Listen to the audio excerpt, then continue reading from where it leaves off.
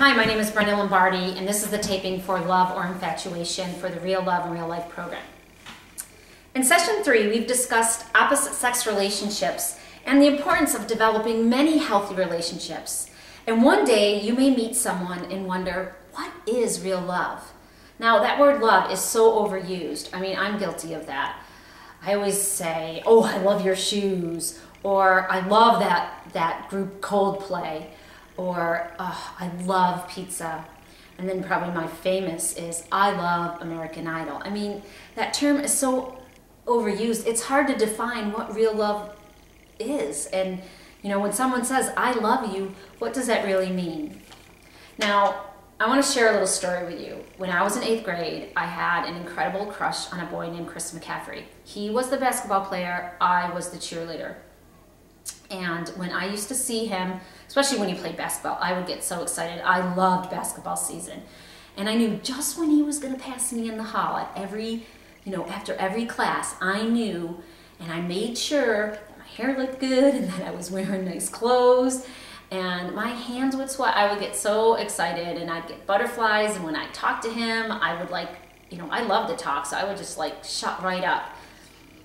I would get so nervous. And even one time I ate dinner at his house and I was so nervous I couldn't even eat. And then one day I remember we were playing tennis and he brought his best friend, and after we played tennis, he came over to me and said that his best friend really liked me, and that he thought that I should be his best friend's girlfriend instead of his. I was devastated. I tell you, I was so angry at him. And then, I got really sad. So it was really, hard for me. And I think based on that experience, you can see that feelings can be pleasurable or not pleasurable. And in understanding the difference between infatuation and real love, I think we need to have a really solid grasp of what feelings are. So based on my little story about my crush on Chris McCaffrey, and maybe other situations where you have feelings, strong feelings about something, let us make a list of feelings. So with Chris McCaffrey, what were the first things that I felt, would you say? Yeah, I felt excited. And what else? Happy. Yeah, happy. And how about when I ate dinner at his house? I was pretty nervous, wasn't I? Maybe anxious. And how about when I told him when he told me that his best friend liked me and that I should be his girlfriend? What happened then?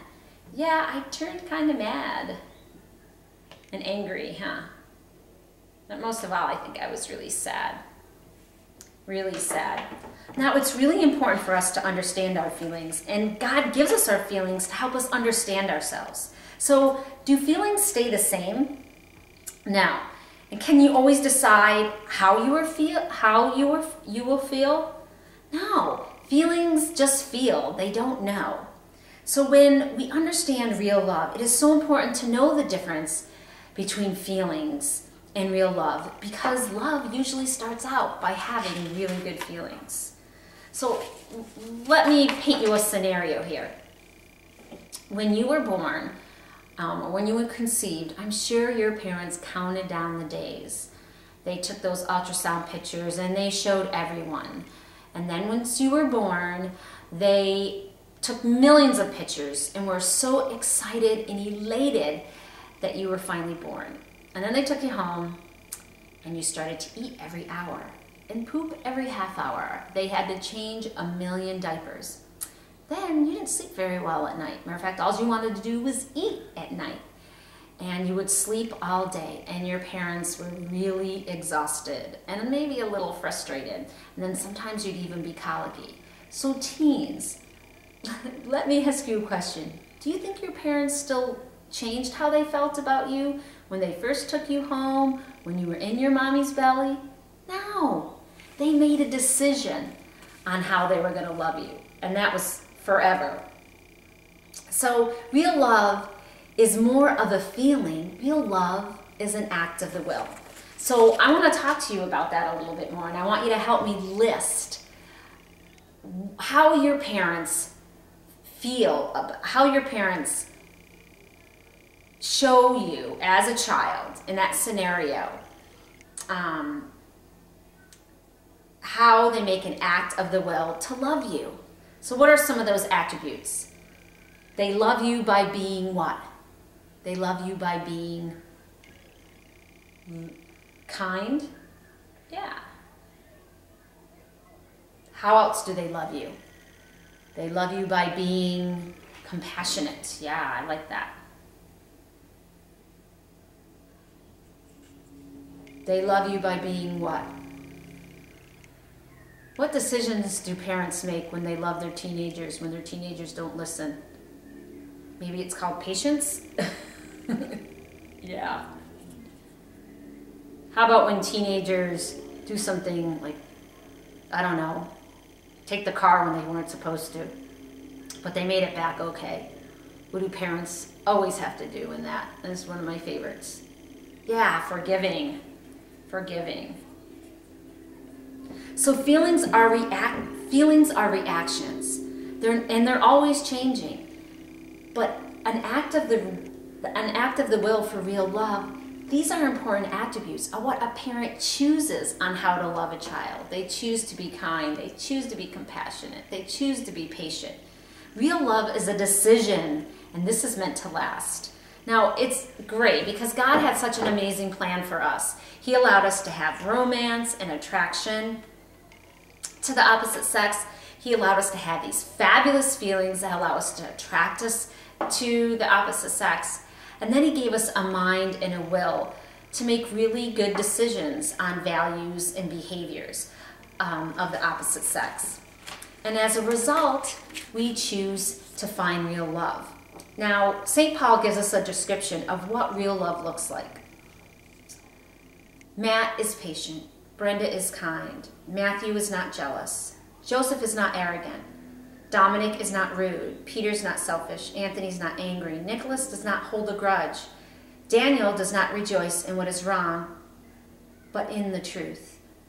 Love bears all things, believes all things, hopes all things, endures all things. Love never fails. Do you know what the source of this description is? Yeah, it's out of the Bible. It's 1 Corinthians 13. Absolutely beautiful. With real love, in every case, we try to act in the best interests of our loved one. Not just a feeling. It's a growing process. It's an act of the will. It's a prominent decision that we make to love. And we work every day of our lives for it. So it's important to really understand infatuation, feelings, versus real love. So do you guys want to know what happened to Chris McCaffrey? Well, obviously, my last name is Lombardi and not McCaffrey. So we never made the decision to choose real love in our relationship. And I'm so glad that, you know, those were only feelings that I had about Chris McCaffrey. And it wasn't an act of the will. But 16 years ago, or a little bit more than 16 years ago, I met my husband, Matt. I met him in California, and, you know, just like God's plan, we had an attraction, there was romance, we had a lot in common. We used to golf and ski and rollerblade together, and we really connected in what we liked about each other, and I had some really great feelings in the beginning. And then, you know, we discerned through the Holy Spirit whether we should be, you know, enter into the sacrament of marriage, and we decided to profess our wedding vows on May 18th, 1996 in front of our family and friends. And it was beautiful, but it was an act of the will. It was a decision to marry this man, and we've had a wonderful relationship.